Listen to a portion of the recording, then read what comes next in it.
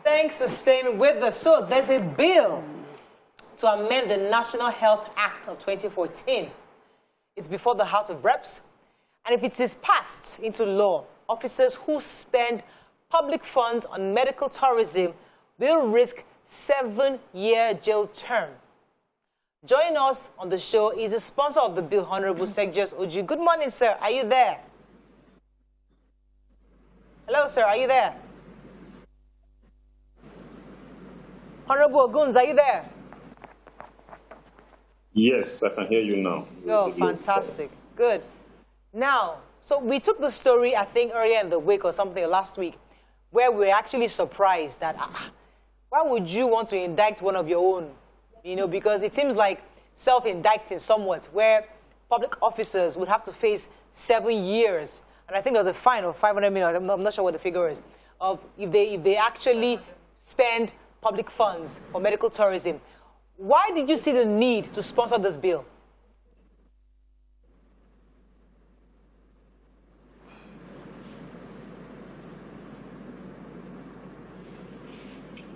Okay, well, we have to get it right someday in this country. I heard part of what you were discussing this morning in the studio there about banditry and all that. So like I keep saying, in lawmaking, we should look beyond our zest. We should look at 200 years from here, with Jesus tarries. Which kind of law, what kind of country are we bequeathing to our children? So that you are in public office today does not mean tomorrow you will not be out there. So like one of the guys I called in talking about a crime committed here, if there are no laws in the US, people will commit the same crime. So it's just to have a society we can all live in, we can sleep with both eyes closed. Some of the decisions we have made in this country are responsible for why we are where we are today. People are talking about Boko Haram now, we have banditry, we're talking about ritualists everywhere. It didn't just start yesterday, as much as I would have loved to criticize the present government, you know, but it didn't start today. It's been on for a while. So a situation where you have public servants go treat themselves overseas. Meanwhile, you are the ones that write the budget, you are the ones that pass the budget, you are the ones that are sent to it, you are the ones that execute it. Then when you have a headache, when you have ear infection, you travel overseas to go treat yourself. If you're an executive, when you come back, everybody will come out to thank God for you. You do Thanksgiving. Come on, if you use that money, if you put that money in here, we'll have proper healthcare service. Yeah. So what I'm just saying with this law is an existing law, but there are no sanctions. So what we are basically saying is, if you flout it, you should be punished. I know people have complained about maybe the penalty is too high, but it has to be like that. You know, the former EFCC chairman, Nuhu Ribadu, gave an example. Somebody that moved out, a government that moved out close to $15 million under the guise of medical treatment abroad. So the penalty we're even talking about is less than $1 million. Less than $1 million. So I don't think it's too high, like most people have said it's too high, but I don't think so. All right. So I'm so happy for this sort of bill, because we talk about this every day, and we have always said that if you can hold people responsible in such a way... Can you speak up, please? I can't hear you. Okay, if you can hold people responsible in such a way that they have no other option, they will make their things better in their own country. I am excited about that. Thank you so much for this bill. But we've also heard them say, like you said, you cannot travel with government funds. But we've heard them say that they have money from other places, they work, they do some other businesses. How do you now determine that the money is not government? How do you prove that the funds they are traveling with is government or not government funds?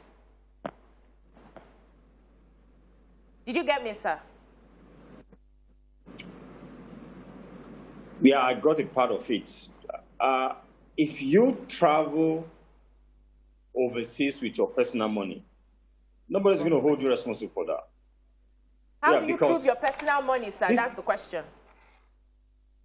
How do you prove personal money? Yeah, yes. Of course. Okay. Don't you know how much a civil servant earns? Okay. If you go overseas, you are a deputy director or an assistant director in a ministry, or you are even a governor or a deputy governor. Don't we know your salary?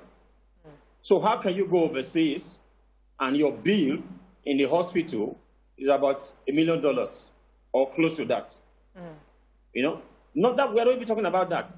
What obtains today is that they actually write it. They write and approve money from vouchers. Okay. To say this person is going for medical treatment, like the one the former EFCC chairman was referring to.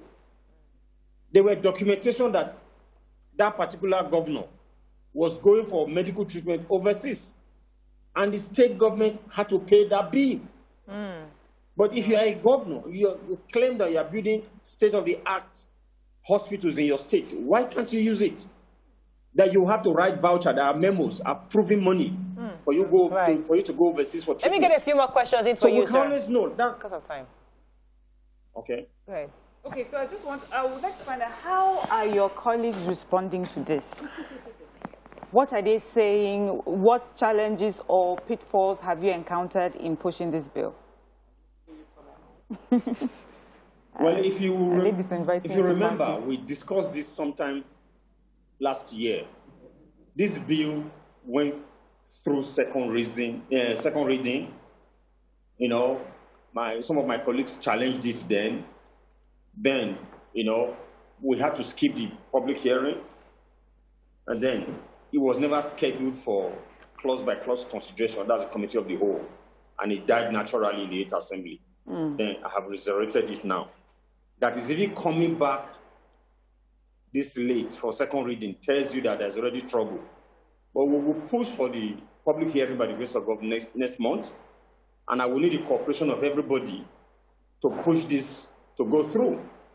I will not say my colleagues are not cooperating, but of course you saw the hesitation on the floor that day. We saw it. Hardly anybody voted against it. So we have to work together. I mean, when I mean we, myself, you, the media, and everyone in this country to make sure that we get this, you know, to work for us. Because I will tell you this for free. When people are in government, they believe they're going to be in government forever. So they really do not bother too much about people out there. Well, even the 1% can take care of themselves. Allow something to go down for the 99%. Because we are not taking care of the 99%, because we are not bothered about the 99%, is why we are in the hole that we are in today. So we need to start thinking about the 99% and not the 1%. So whether you are in government or you are not in government, Nigeria belongs to all of us. Interesting. Good. So I'm happy with your clarification, because this means that a governor can travel abroad on a medical trip as long as he's not raising the funds from the state coffers. He's free to go. And I know that the law is reaching down to civil service or political office holders, including, does this extend to ministers, commissioners? Like, how wide are you trying to capture? And what can we do, those that are watching now that are feeling like this is a good policy, what can they do to push this law into being passed? How can we pressure maybe our lawmakers? What would you like Nigerians to do to ensure this law gets passed? Okay, there is already, this law already exists. It's Section 46 of the Health Act. Exists, but just a sanction. there is no sanction. Yes. So what we are just trying to do is, okay, there should be a penalty when you flout this. We should hit you, you should pay this amount of money, or you should go to jail for this number of years. Okay. So all you can do is, I have told you now, we will push for the public hearing by next month. So you can do a program around it. Then we also try and sensitize the civil society. All hands should be on deck to make this happen. Like I said before, when people are in government. So how did you arrive at this fine? Because that's the real bone of contention. Yes, the bill was there, the law has been there, it's been there. But this sanction of 7 years, and you're saying that some people are 500 million naira. Someone say that I don't spend that much when I travel. Why would you fine me that much? So how did you arrive at 500 million naira? They don't have to spend that much when they travel. If you take a toy gun and attempt to rob somebody, and the person is robbed and you are caught, you don't say it's a toy gun, because to that person, is a gun. If the person has a weak heart, the person will die. And when you are caught, you know the sentence, So that you have flouted the law is irrespective of how much you are going to spend. Irrespective of how much you are going to spend is a law. You have broken it. Because I know we are going to revisit this during the public hearing. They might reduce the fine and the jail term. But if we like, we can make it 20,000 naira. So anybody that wants to steal government money and travel every other weekend, and if you find the person, he pays 20,000 naira, it's up to us. I mean, so let me belongs to all of us. Sir, Honorable, I want you to help Nigerians get clarity on how this thing works. So I am a senator right now. I'm a minister, and I'm not feeling very well. Now I know my salary is maybe $500,000 a month. Let's just say 500,000 naira I earn. So how do I get the government to pay for my medical bills? Do I apply? Yeah, I apply. I get a voucher. Now that voucher then pays internationally. Yeah. So yes, now that this voucher is illegal for me to ask for this voucher. Yeah. That's what he's saying. Get approved in the first place. The process is, how do I prove to you? How does that approval happen in the first place? Yes. When it is illegal already. When it's already illegal, if you have a law that says it's illegal, how does it get approved? But they've not been following the law. I want Honorable to explain to us how that kind of voucher gets approved. Go ahead, sir. Okay. Let me read section 46 of the Act to you. Without prejudice to the right of any Nigerian to seek medical checkup, investigation, or treatment anywhere within and outside Nigeria, no public officer of the government of the Federation or any part thereof shall be sponsored for medical checkup, investigation, or treatment abroad at public expense, except in exceptional cases on the recommendation and referral by the medical board, and which recommendation and referral shall be duly approved by the minister or commissioner of health of the state, as the case may be. So you see there is a window, it's not completely closed. If the referral board can send this to the minister, in the case of the federal government, or the state government to the commissioner, and you can still get approval. But what is happening now is indiscriminate use of state funds. Yeah. So there's already a law that says don't do this. But what we are saying is there has to be penalty for doing it. If the law says don't do it and you are flouting it, there has to be a penalty. Now the president travels out for treatment.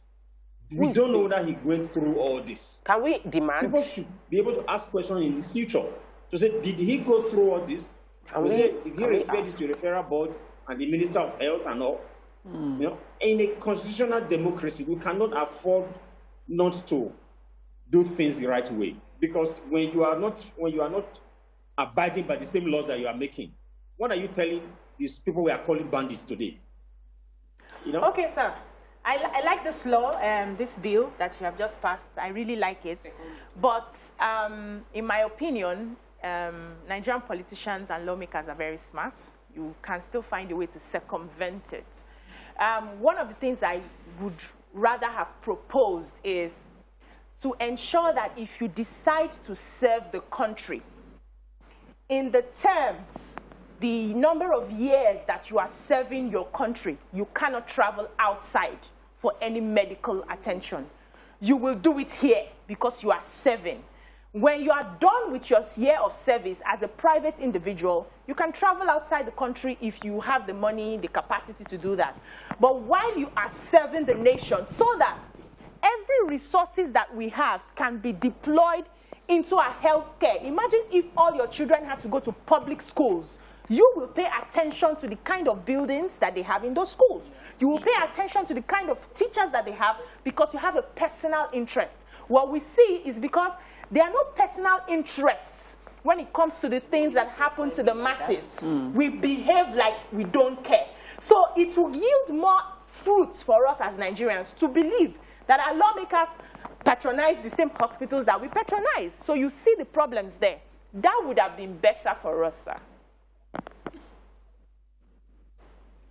My dear sister, I owe you a hug. We are having public hearing next month. you can send in your submission. Hopefully, keep sending your submission. I will, sir. That's why it's public hearing. Okay, sir. Everybody is free to contribute. The second leg that you mentioned about the education, I already have a bill to that effect that also failed in the last house. Under the same circumstances, when secondary day, there was no public hearing, and it was supposed to be slated for committee of the whole. It never happened. And that bill you see in the works now. So that we will take that one for second reading anytime. And I'm sure you will hear a whole lot about it. What I'm saying with regards to even this is when the point I have made to my colleagues, this bill gives you, I mean, the window is there for you to travel. If it's an extreme, it's a case that we cannot handle here. And this bill even allows you to travel with your own personal money. Because there are so many of us that were doing our own stuff before we came into government. But if you do not accept this, a government will come someday, a National Assembly will come someday, that will say the minute you are serving in public office, you cannot travel out at all. That's part of what you are saying. Yes, and your kids must go to public school. Yes, sir. As it is today, you can use private hospitals in Nigeria. Yes, sir. Your kids can go to private schools. Yes. But if you do not accept this, if you do not hold this, if you do not accept this holistically, so a government will come, it might even be in 2023, that will say the minute you are serving in government, your children will go to public schools. And you and your children will go to public hospitals, general hospitals. I am in 100% support of that. So what we are saying today, accept this. You have a window to accept this now. If you throw it away, what is coming might not be palatable. But the way we are going in this country, I see that happening any day. All right, sir. Honorable Oguns, there's a point I would like you to help me address concerning these sanctions. Because there are always, it usually takes two to tango, or even more than two sometimes. And in this kind of situation, it's just not the person who wants to go abroad, I think, should be sanctioned. The process, somebody approved it, even though they provided different evidences. Shouldn't there be some way of scrutiny of how and when or why this person needs this support, for financial support for medical tourism? So there's all that goes, but let me borrow a word from Tokwe, the lacuna in the system that somebody can actually request and a proper investigation is done to ensure, to even verify if indeed what he's asking for is something that is totally terminal, and then the government can support. But there's somewhere, something happened that's causing this indiscriminate request where we are constantly paying officers to travel abroad for medical tourism. So should that sanction also cover that chain? Yes. Do you think? The Accountant General's offices. Well, as a nation, we can only take this things one step at a time. I give you an example. Some years ago, where there was an audit in the company I used to work for, and they told me we used to get the drivers to write the fuel they take from the station, write the number of the vehicle, the amount spent, and the station itself. The auditor told me, no, get them to take receipts. I said, well, it doesn't matter. When they collect receipts, they can always manipulate it, between them and the people issuing it. And the auditor said to me, it doesn't matter.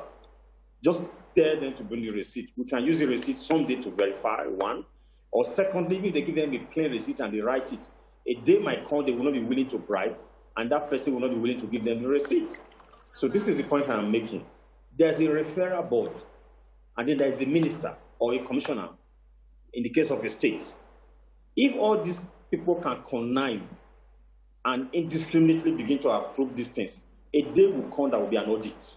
And there are already civil service laws to jail those people. So we are a nation and we are evolving. So let's take it one step at a time. Let's stop these people. Let's punish those that will go and spend government money without approval. And like I said, my sister mentioned there, we might even have to amend this going forward to say if you serve in government, you must use government facilities. You and your kids, be it school, be it hospital. All right. Thank you so much, Honorable. It was a pleasure having you on the show to clarify the sanctions that have been attached to this law. Thank you so much for joining us on the show. So, ladies. Thank you for having me. Yeah. I mean, I agree somewhat, but at the same time, somebody who's grown a business all his life, you've been a businessman, and they'll tell you like a Donald Trump, I built empires, and I want to serve my country.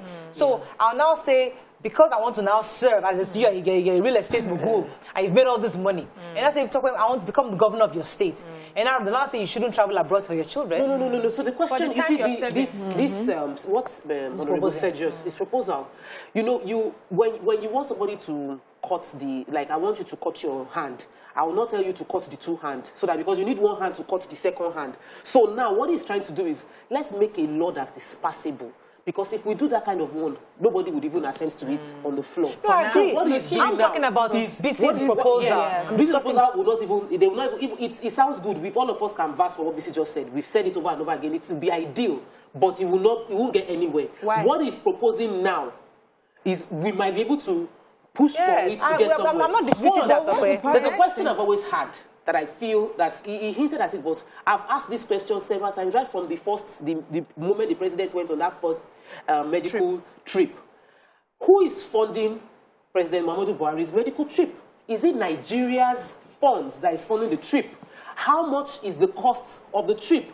I don't think it is too much for Nigerians to know how much the president has spent so far on medical trips abroad. I don't think it is too much. I think Sarah passed that information. They did some investigation on this. So that's on one hand. On the other hand is, like you said, there is a law already on ground, but the law needs to be, there might not be penalty, but you don't have a right to sign something that is already illegal. So the people that approved the funds for a governor, for a minister, for a commissioner to travel on the bill of the states can be penalized for it if they are taken to court by civil society. So I also completely agree with Obiajulu, because every day here we talk about localizing our democracy, localizing our solutions. We have a problem at hand right now. It may seem unfair, and I think it can be unfair that someone who has worked so hard for their money, because they want to serve their country, we stop them from traveling abroad or, accessing whatever it is that their money can afford them to access. But we have a problem, a peculiar problem, where funds that could have otherwise gone into the establishment of infrastructure, training of personnel, is being used to fund trips abroad. It does not make sense. And because we have found ourselves in this very unique, peculiar situation, we need to look for the local solution for it. And it has to be that those who can afford to get access to our funds to travel are not given that access anymore. And if they understand how serious Nigeria is, they will reconsider. So for me, it will even make the caliber of people who want to run for office to be those who truly want to serve Nigeria, and not those who want to just get access for their own personal interests. Thank you so much, Miriam. What is the meaning of service? We are thinking of getting leaders who understand the problems we have. We are thinking of getting leaders who are ready to lay down their lives. A leader is a servant. We don't just want to call it a servant leader, but a leader is a servant. And that means that you put the interests of others before your own. So we're not saying you should not have access to all the money you have made. You are serving for 8 years. Only that 8 years, use public facilities. You are serving for 4 years, use public facilities. When you are done with your service, we tell you, thank you so much, God bless you, goodbye. You can now go back to the wealth that you have made for yourself. I can afford to go abroad for medical treatment right now. But if I want to go into service, I will use Nigerian facilities. Do you know why? So that I can understand when they say there is no paracetamol in that hospital. So that I can get it. So we want people who are ready to serve, not people who are going to put their interests first and think of how they can make money out of the system. And this is one way that we can scrutinize them. Listen, what you're saying on face value makes sense, but the truth is, reality sets in. You have a 5-year-old that needs a medical emergency. Your child has a medical emergency. And because I'm a public servant. They don't serve now. No. I didn't know my child gets sick. Wait. You resign. Of course, you can resign. We must make those sacrifices. You must make those sacrifices. We must make it, Jerry. The reason why I try to argue that is because I know that the way we see things outside from the private is totally different. Once you enter the system, you're totally different. That is what we If I want to serve, I will enter there and I will suspend traveling abroad till I finish. Or else I will not go. Okay, let me see. I have 2 more minutes. Let me paint another scenario. Okay. So you're trying really hard to change the system because there's a problem in the system. There's a problem. That only you have them. You're like a Buba Maro now. Okay. You want to fix the problem. You are the only man that can fix this problem, and you're working hard. Suddenly, your child falls extremely sick, and they said the only surgery that you can do is abroad. And the person, you know, that as a Buba Maro, I'm the one that's pulling down the biggest cartels in this country. If I leave this job, these guys are going to now go. They're all going to take over the Nigerian drug market. And if I resign. That's the reality of the That is the reality of this shop. As a country, I agree with them. So you're right. But I'm saying that it's not easy as you're saying. Yes, I agree with them. Like, I really, really agree with what they're saying. I'm just of the opinion that your scenario I just painted, a country will not grow without sacrifice. There's sacrifice.